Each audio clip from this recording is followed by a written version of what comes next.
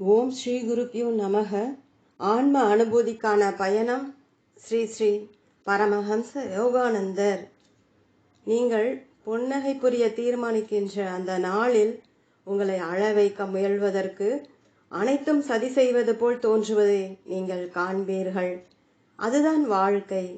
பொறுமையாக இருப்பதற்கும் மன்னிப்பதற்கும் நீங்கள் தீர்மானிக்கின்ற நாளில் திடீரென்று மற்றவர்கள் ஒத்துப்போக கடினமாவது போல் தோன்றும். அதுதான் வாழ்க்கை. நாம் அடிக்கடி மற்றவர்களால் அறையப்படுகிறோம். ஆனால் அவர்களுடைய அற்பத்தனம் நாம் அன்போடு இருக்க வேண்டும் என்னும் நம் தீர்மானங்களை பாதிக்க கூடாது. மற்றவர்கள் அவர்களுடைய வழியை பின்பற்றட்டும். நீங்கள் பெருந்தன்மையுடன் இருந்து உங்களுடைய வழியை கடைபிடியுங்கள். உங்களுக்கு வேண்டியது மனிதர்களுடைய ஒப்புதல் அல்ல, மாறாக இறைவனுடைய சான்றளிப்பு தான். ஒருமுறை நீங்கள் அவனுடைய இன்பத்தை கண்டால் நீங்கள் மகிழ்ச்சி அடைவீர்கள். உங்களால் முடிந்த அளவு மற்றவர்களை சந்தோஷப்படுத்த முயற்சி செய்வதோடு யாரையும் துன்புறுத்தாமல் இருக்கவும் முயற்சி செய்யுங்கள். முக்கியமாக இறைவனை மகிழச் செய்யும் உங்களுடைய தலையாய கடமைக்கு எதிராக அந்த செயலை அனுமதிக்காதீர்கள். அதற்கு அந்த தகுதி இல்லை. இளமையான மனநிலையின் சிரிப்பை எல்லா நேரங்களிலும் பயிற்சி செய்யுங்கள். உங்களுக்கு சோதனைகள் இருப்பினும் உங்களால் ஒரே சமயத்தில் எத்தனை மணி நேரம் சமநிலையில் இருக்க முடியும் என்று பாருங்கள். உங்களால் உற்சாகமாக மன சமநிலையுடன் எப்பொழுதும் இருக்க முடியுமானால் உங்கள் உடலில் உள்ள ஒவ்வொரு உயிர் அணுவும் பெரும் ஆனந்தத்துடன் நிறைந்திருப்பதை நீங்கள் காண்பீர்கள். இறைவன் என்னை இத்தனை ஆண்டுகளாக அருள் செய்துள்ளான். என்னுடைய புன்னகை வெளிப்படையாக தெரிகிறதோ இல்லையோ, தெய்வீக ஆனந்தம் எப்பொழுதும் என்னுடன் இருக்கின்றது. அந்த மாபெரும் பேரானந்த நதி என் உணர்வு நிலை எனும் மணலுக்கு அடியில் பாய்ந்து கொண்டிருக்கிறது. வாழ்க்கையின் மாற்றத்தாலோ அல்லது மரணத்தின் முன்னிலாலோ அதை என்னிடமிருந்து பறித்து கொள்ள முடியாது.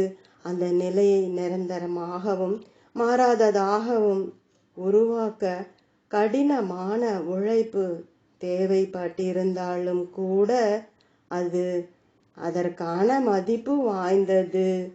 பல மனிதர்கள் ஆண்டாண்டுகளை வீணாக்கியும் ஆனந்தத்தை காணவில்லை. சந்தோஷத்திற்கு வாக்குறுதி அளித்து ஆனால் துக்கத்தை கொடுக்கும் போலி செயல்களை அவர்கள் பின்பற்றுகிறார்கள். நாம் ஏன் அவர்களை பின்பற்ற வேண்டும்? தியானத்தில் பரம்பொருளை தொடர்பு கொள்ளுங்கள். அப்பொழுது நான் கூறியது உண்மை என உணர்வீர்கள். உங்களிடம் உள்ள ஆனந்தத்திற்கு பதிலாக முழு உலகமே உங்களுக்கு கொடுக்கப்பட்டாலும் கூட நீங்கள் அதை மாற்றிக்கொள்ள மாட்டீர்கள். மது, மாது, செல்வம் எதுவுமே அந்த ஒப்புயர்வற்ற ஆனந்தத்திற்கு ஈடிணை ஆகாது. அது உங்கள் ஆன்மாவில் ஒளிர்ந்து கொண்டிருக்கும் பிரகாசம் ஆகும்.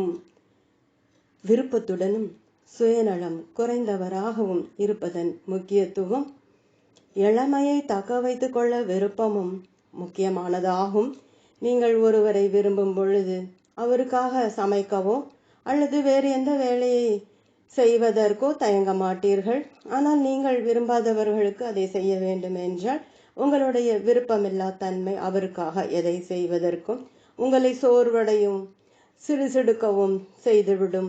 இதே தத்துவம் ஒவ்வொரு சந்தர்ப்பத்திற்கும் பொருந்தும்.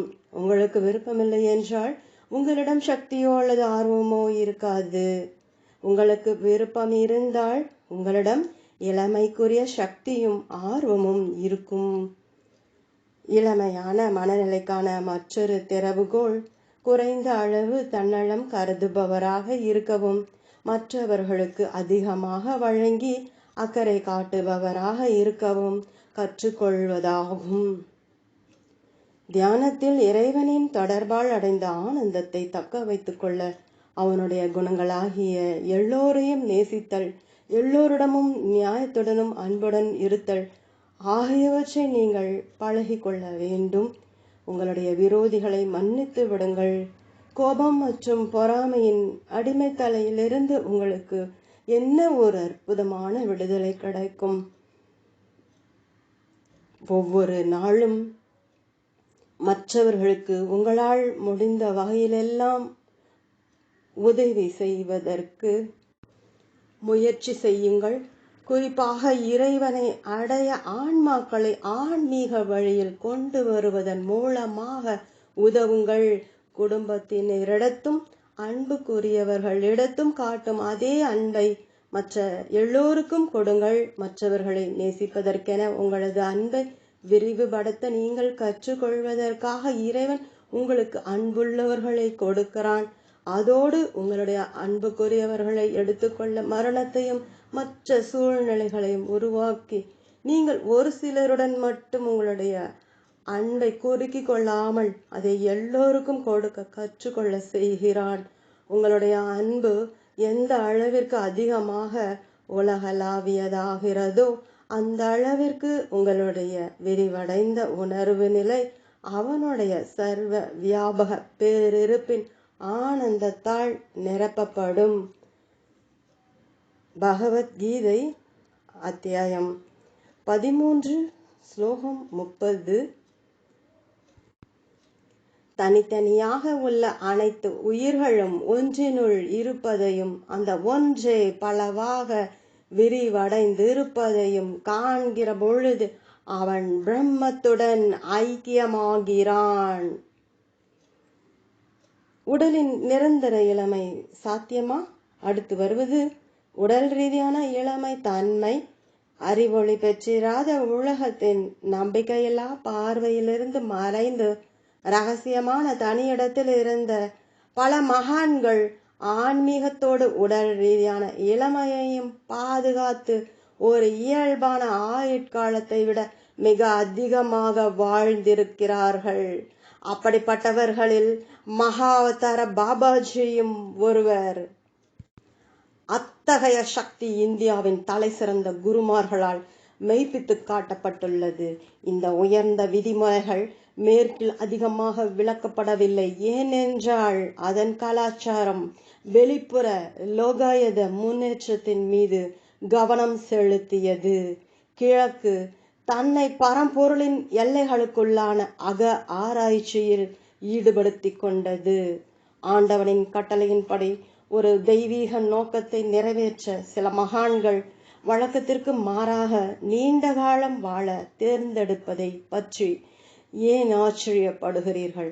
இயற்கையில் சாதாரண மனிதர்களை விட நீண்ட காலம் வாழக்கூடிய பல மிருகங்கள் இருப்பதை நாம் காண்கிறோம்.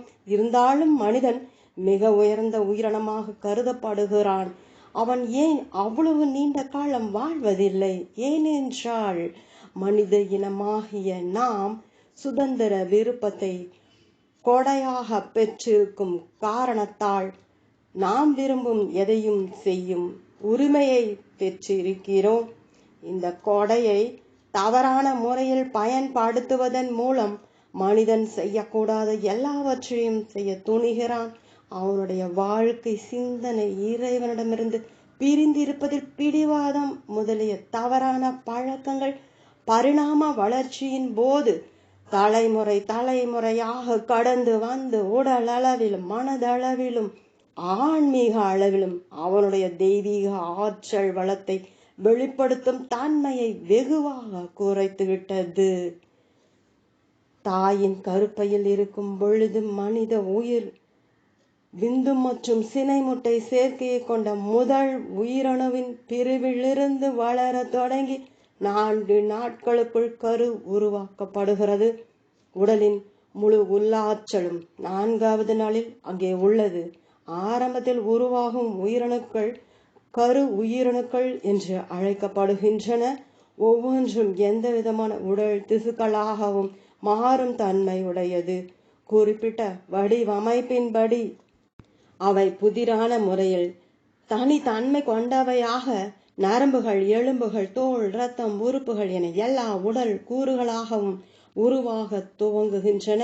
உடல் உறுப்புகள் உருவாகும் பொழுது தனித்தன்மை கொண்டவை ஆகின்ற கரு உயிரணுக்கள் உடல் கூறு சார்ந்த உயிரணுக்களாகி தம்முடைய குறிப்பிட்ட செயல்முறைகள் மற்றும் அந்த செயல்முறைகளின் வரையறைகளுக்குள் பிணைக்கப்பட்டு விடுகின்றன. அதாவது அவை எப்பொழுதும் உணர்வு பூர்வமான மனதிற்கு கட்டுப்படுவதில்லை. ஏனென்றால் நூற்றாண்டுகளாக உள்ள பரிணாமம் மற்றும் தனி மனித கர்மவினை பழக்கங்களும் எண்ணங்களும் அவற்றின் அமைப்பில் ஆழமாக பதிக்கப்பட்டுள்ளன. உதாரணத்திற்கு, மனிதன் 2 வரிசைகளாக பற்களை வளர்க்க முடிகிறது. 3வது 4வது வரிசையை அவனால் ஏன் வளர்க்க முடியவில்லை? ஏனென்றால் நம் உடல்களின் உயிரணுக்கள் தலைமுறையாக பரிணாம வளர்ச்சியின் மூலம் வசப்படுத்தப்பட்டு நம் மூளையிலும் உடல் உயிரணுக்களின் உருவாக்கத்திலும் பதிவாகியுள்ளன. நாகரிகத்தின் பரிணாம வளர்ச்சி நிலையின் ஆழ்மன வசியத்திலிருந்து நாம் எவ்வளவு விலகி செல்கிறோமோ அந்த அளவிற்கு நாம் சுதந்திரமாக இருப்போம். உடல் கூறு சார்ந்த உயிரணுக்களை எவ்வாறு உடல் உறுப்புகளை திரும்ப உண்டாக்கி புத்துணர்ச்சியூட்டக்கூடிய பல்துறை வல்லமையுடன் உருவாக்கும் ஆற்றல் வாய்ந்த கரு உயிரணுக்களாக மாற்றுவது என்பது அறிவியலின் எதிர்கால முயற்சியாகும். நாம் விரும்பும் விதத்தில் நம் உடலை மாற்ற முடிய வேண்டும். இச்சா சக்தி எவ்வளவு அதிகமோ அவ்வளவு அதிகம் சக்தியின் ஓட்டம். உங்களுடைய இச்சா சக்தியை வலிமையாக வைக்க கற்றுக்கொள்ளுங்கள். ஒரு அமைதியற்ற இச்சா சக்தியாக இல்லாமல் ஒரு அமைதியான இச்சா சக்தியாக. அப்பொழுது உங்கள் உடல் சக்தியினால் நிறைந்திருக்கும். உங்கள் இச்சா சக்தியின் ஆற்றலினால் தான் நீங்கள் சக்தியை உடலுக்குள் கொண்டு வந்து உபயோகிக்கிறீர்கள். இச்சா சக்தி எவ்வளவு அதிகமோ அவ்வளவு அதிகம் சக்தியின் ஓட்டம். அந்த ஆற்றலை உணவு மற்றும் பிராண வாயுவிலிருந்து மட்டுமல்லாமல் பரம்பொருளிடமிருந்தும் எப்படி ஈர்ப்பது என்று கற்றுக்கொள்ளுங்கள். ஏனென்றால் உடல் அளவில் எந்த நடவடிக்கைகள் எடுத்தாலும் உங்கள் உடல் பலவீனமாகவே இருக்கும் ஒரு நேரம் வரும். உணவு மற்றும் பிராணவாயுவின் மீது உள்ளிருக்கும் உயிரோட்டம் செயலாற்றும் பொழுதுதான் அவை உடலுக்கு உபயோகமானவையாக இருக்கும். உடல் மற்றும் மனரீதியாக தவறான முறையில் பயன்படுத்துவதன் மூலம் உள்ளிருக்கும் உயிரோட்டம் பலவீனமாகிவிட்டால் வெளியிலிருந்து கிடைக்கும் உணவு, பிராணவாயு ஆகிய உயிராதரவுகள் பயனற்றதாகிவிடும். நான் உங்களுக்கு கற்றுக் கொடுக்கும் முறைகள் உங்களை சுற்றியும் உங்களுக்குள்ளும் இருக்கும் இறைவனின் சர்வ வியாபக அதிர்வலையிலிருந்து நேரடியாக வரும் உயிராற்றலினால் உங்களுடைய உடலின் ஒவ்வொரு உறுப்பையும் எவ்வாறு மறுசெறி ஊட்டுவது என்பதை காட்டும்.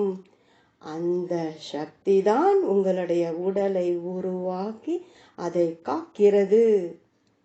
தியானத்தின் மூலம் உங்களுடைய முழு இருப்பையும் தெய்வீக பேருயிரினால் உயிர் துடிப்பூட்ட முடியும். ஒவ்வொரு கிராம் தசையினுள்ளும் சிகாகோ நகரத்திற்கு 2 நாட்களுக்கு ஒளி கொடுக்கும் அளவிற்கு ஆற்றல் இருக்கிறது. அந்த ஆற்றலால் உண்டாக்கப்படுகிற உஷ்ணத்தையும் உயிராற்றலையும் தசையில் நீங்கள் உணர்கிறீர்கள். ஆனால் அந்த தசையின் அணுக்களில் உள்ள பேராற்றலையே அல்ல. ஒவ்வொரு அணுவும் சக்தியை உண்டாக்கும் ஒரு டைனமோ. தியானத்தினால் உடலின் ஒவ்வொரு அணுவையும் உயிராற்றலுடன் செறிவூட்ட முடியும். அத்துடன் இச்சா சக்தியை பயன்படுத்துவதினால் பிரபஞ்ச மூலத்தை தொடர்பு கொள்ள முடியும்.